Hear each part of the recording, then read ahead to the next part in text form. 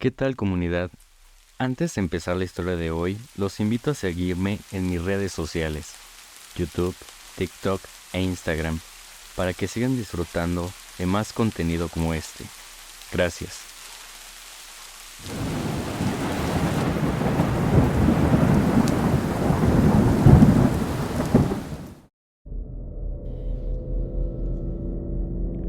El hombre lobo de Ayaris es considerado como una representación real del sacamantecas o el hombre del saco.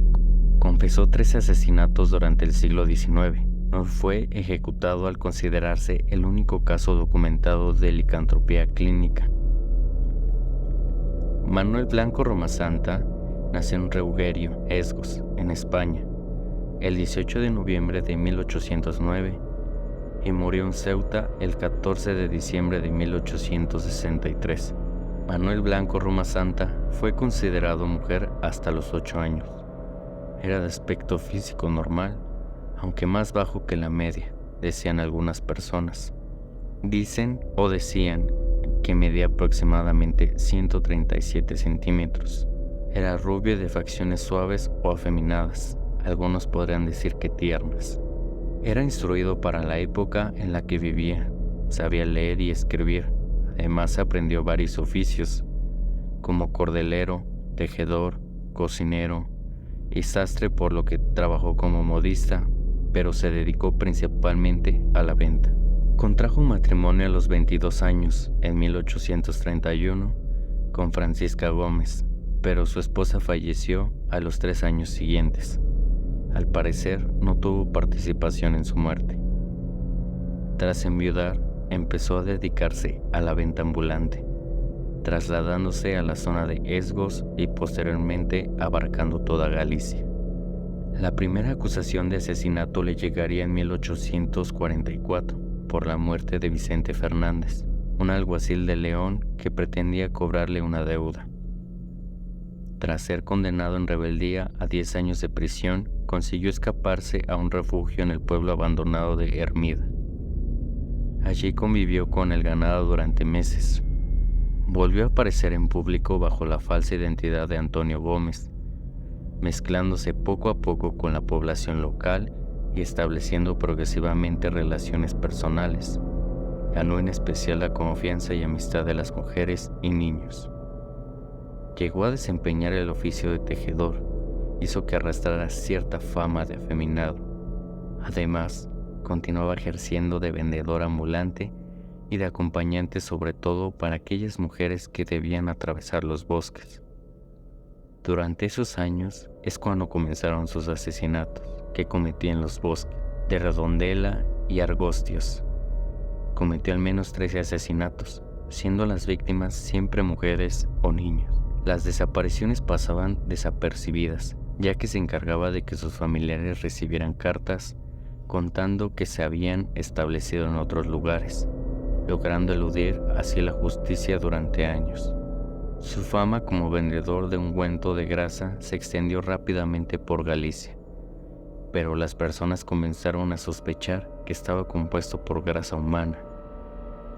La aparición de algunas pertenencias de los desaparecidos acrecentó las sospechas sobre las desapariciones, cada vez más comentadas. Sabiendo esto y enterándose, planeó su huida, llegando a salir de Galicia con un pasaporte falso. Fue detenido en 1852, tras ser denunciado por una mujer que logró escapar de su ataque. Se le acusó de llevarse a mujeres y niños mediante mentiras para matarlos y sacarles el sebo o la grasa, y posteriormente venderla. En su defensa, Manuel Blanco Romasanta declaró ser víctima de un sortilegio de una bruja, que según él le hacía transformarse en lobo durante las noches de luna llena. Indicó que convertido en lobo había matado a 13 personas por instinto, usando sus patas y dientes para acabar con sus vidas y comerse los restos en compañía de otros. Ahora les narraré su declaración cuando fue enjuiciado. La primera vez que me transformé fue en la montaña de Couso. Me encontré con dos lobos grandes con aspecto feroz. De pronto me caí al suelo, comencé a sentir convulsiones, me revolqué 3 veces sin control y a los pocos segundos yo mismo era un lobo. Estuve 5 días merodeando con los otros dos hasta que volví a recuperar mi cuerpo, el que usted ve ahora, señor juez. Los otros 2 lobos venían conmigo, que yo creía que también eran lobos, se cambiaron a forma humana. Eran 2 valencianos, uno se llamaba Antonio y el otro Don Genaro, y también sufrían una maldición como la mía. Durante mucho tiempo salí como lobo con Antonio y con Don Genaro.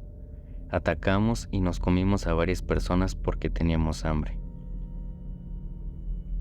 Más tarde, alegaría que lo que sufrían no era una maldición, sino una enfermedad.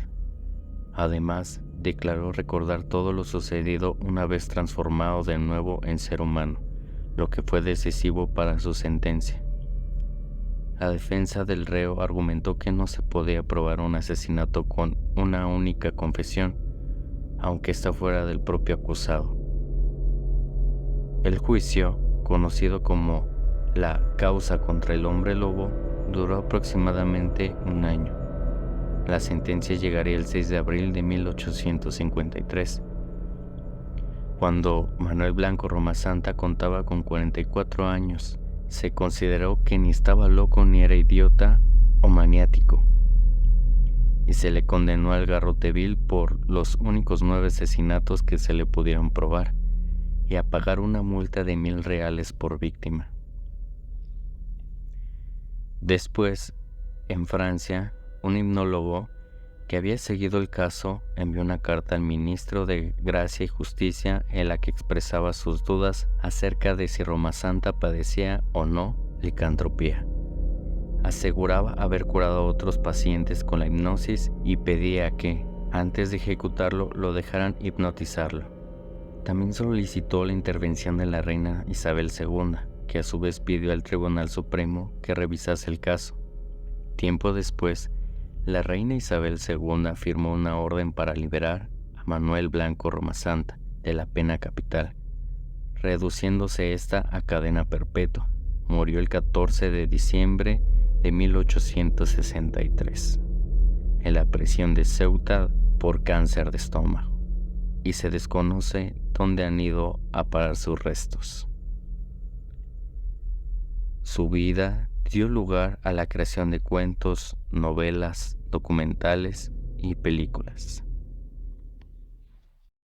Gracias por haber llegado hasta aquí y espero que haya sido de su agrado esta historia que compartí con ustedes, y recuerden seguirme en mis redes sociales para que no se pierdan más contenido como este. Nos vemos hasta la siguiente historia.